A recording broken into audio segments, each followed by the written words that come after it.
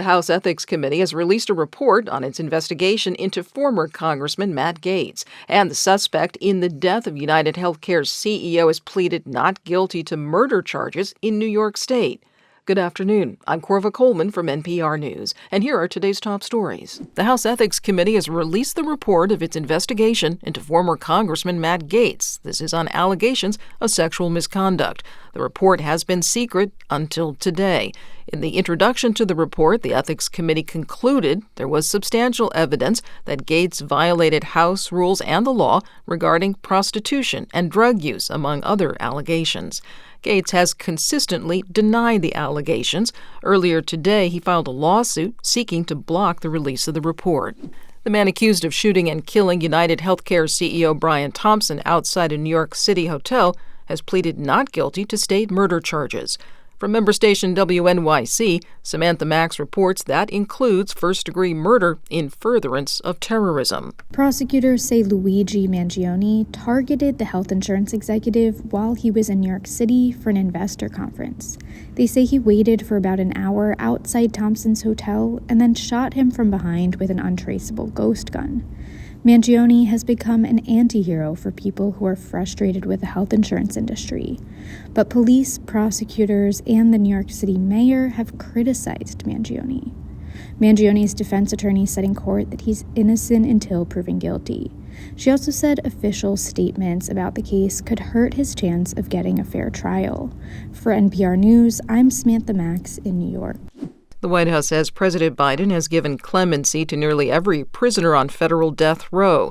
The sentences of 37 men have been changed to life in prison without parole. But Biden did not lift death sentences for 3 people. They include Robert Bowers, convicted of the mass shooting at a Pittsburgh synagogue, Dylan Roof, convicted of the mass shooting at a black church near Charleston, South Carolina, and Dzhokhar Tsarnaev, who bombed the Boston Marathon. President-elect Trump wants the U.S. to take back control of the Panama Canal. The U.S. relinquished that control in 1999 in accordance with a treaty.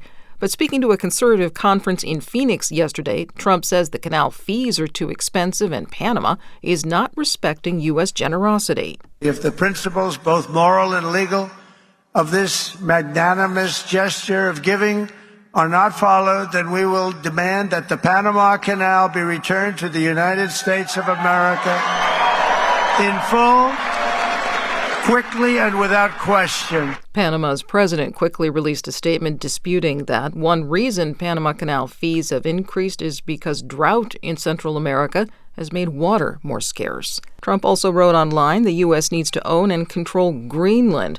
That is a district of Denmark that partially governs itself. During his first term in the White House, Trump said he wanted to buy Greenland, but Denmark told him no.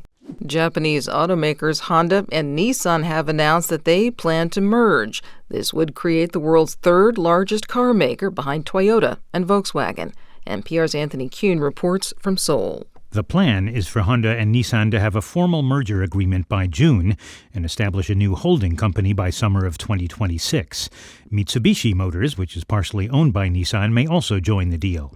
Nissan has been struggling financially, and if Honda doesn't bail it out, analysts see it as a choice target for a foreign takeover. Honda CEO Toshihiro Mibe said at a press conference that they need to pool resources to stay competitive in the world's largest car market, China, where local firms are squeezing out foreign car makers. Mibe said the merger could still fall through, or as he put it, the possibility of this not being implemented is not zero. Anthony Kuhn, NPR News, Seoul. Workers at Amazon facilities remain on strike in several cities. The Teamsters Union says the online retailer has failed to come to the bargaining table to hammer out labor contracts. Amazon says that the union does not represent all its workers, many of whom are third-party contractors. The Teamsters claim that nearly 10,000 Amazon workers have mobilized for the action. Discount supplier Party City is bankrupt, and the company says it is starting to close down all of its operations. All of its locations are being sold for good, and party supplies are being sold at deep discounts. Party City was founded almost 40 years ago. New leaders in Syria have made several high-level appointments to the interim government. They're seeking to rebuild the country and its relations with the world. Some of the appointees have ties to neighboring Turkey. NPR's Fatma Tanis reports from Istanbul. Turkey has long backed the opposition to Bashar al-Assad's regime and is hosting the largest number of Syrian refugees in the world.